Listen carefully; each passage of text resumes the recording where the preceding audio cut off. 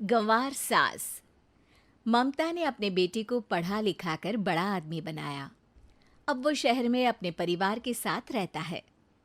एक दिन ममता का बेटा रोहन अपनी पत्नी आलिया से कहता है, अरे आलिया, सुनो, माँ अब से गांव में नहीं रहेगी। वो हमारे साथ यहीं रहेंगे शहर में। उनका कमरा आज नौकर से बोलकर अच्छे से साफ करवा देना। ओह, आज तो मेरी किटी पार्टी है, फिर मुझे जिम और फिर शॉपिंग। ठीक है, कल करवा दूंगी। अ, अच्छा, लेकिन माँ के सामने ये कपड़े नहीं चलेंगे। हाँ, तुम्हें साड़ी या सूट पहनना होगा। अरे बिल्कुल भी नहीं। मेरे मम्मी पापा ने इतना पैसा लगाकर शादी इसलिए नहीं की थी कि मैं अपनी मर्जी के कपड़े पहन ओढ़ भी ना सकूं। अरे चलो, गुस्सा मत हो, लेकिन कुछ दिन तो माँ की खुशी के लिए कर सकती हो ना। लेकिन आलिया मानती नहीं। माँ आती है सिंपल सी साड़ी, झोला और चप्पल पहनकर। अरे रोहन, मैं इनके साथ कैसे रहूंगी? मेरी फ्रेंड्स क्या कहेंगी?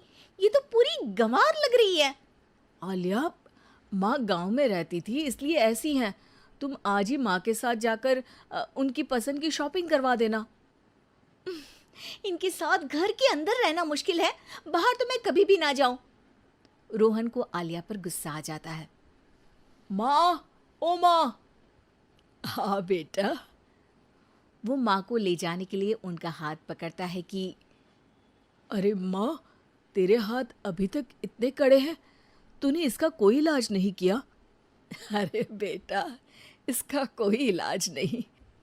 वैसे भी मुझे कोई शर्म नहीं कि मेरे हाथ मुलायम नहीं है, क्योंकि इन्हीं हाथों से मेहनत कर मैंने तुझे बनाया है बेटा। अगले दिन। माँ, मैं ऑफिस जा रहा हूँ। कुछ लाना हो तो आलिया को बोलकर फ़ोन करवा देना। रोहन के जाने के बाद, आप ना आज कमरे में ही रहिएगा, घर में पार्टी है, मेरी सहेलियां आ रही हैं, मैं उन लोगों के सामने आपको नहीं ला सकती हूँ। ठीक है बहू, लेकिन तुम कहो तो मैं कुछ खाने को बना दूँ तुम लोगों की पार्टी के लिए। वो लोग सिर्फ कॉन्टिनेंटल या थाई फूड ही खाते हैं। कोई बात नहीं, कभी इंडियन खिलाने वाला कोई मिला नहीं होगा ना। मैं बनाकर कमरे में चली जाऊंगी। जैसे आपकी मर्जी। आलिया के घर उसकी दोस्त आती हैं, पार्टी होती है।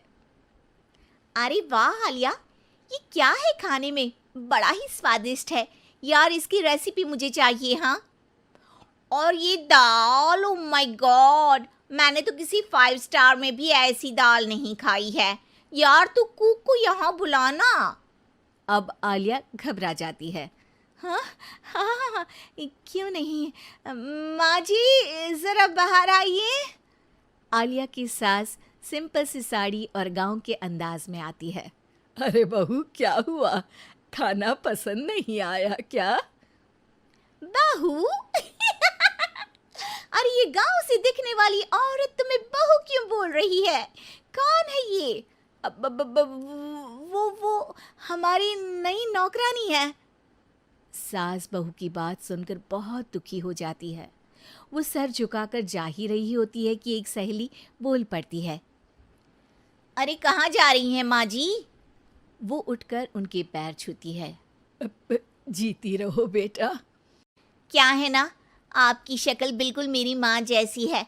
पता है आलिया, मैं शहर पढ़ने आई और फिर शहरी हो गई, लेकिन मेरे माँ पापा तो आज भी गांव में रहते हैं, बिल्कुल इनके जैसे ही हैं। आप यहाँ बैठिए ना आंटी, आप सच में बड़ी खूबसूरत है और आपके हाथ का खाना तो लाजवाब है। काश ये मेरी सास होती। सभी सहेलियां सास को घेर कर बैठ जाती हैं और उनसे खाने की रेसिपी पूछ रही होती है कि तभी घर की बेल बजती है और रोहन आता है। अरे क्या बात है, आज आप लोग हमारे घर में? और ये लोग तो मुझे आलिया से ज़्यादा माँ की सहेलियाँ लग रही हैं। क्या ये आपकी माँ है? लेकिन आलिया ने तो कहा कि ये उनकी नौकरानी है और इन्होंने भी नहीं बताया। वो नहीं बताएंगी, क्योंकि उनके लिए बच्चों की इज्जत और उनकी खुशी सबसे पहले है। मुझे माफ कर दो, मुझे इन्हें तुम लोगों से मिलवाने में शर्म आ रही थी। कि तुम लोग क्या कहती। अरे अब तो हमें शर्म आ रही है कि तुम हम लोगों की सहेली हो।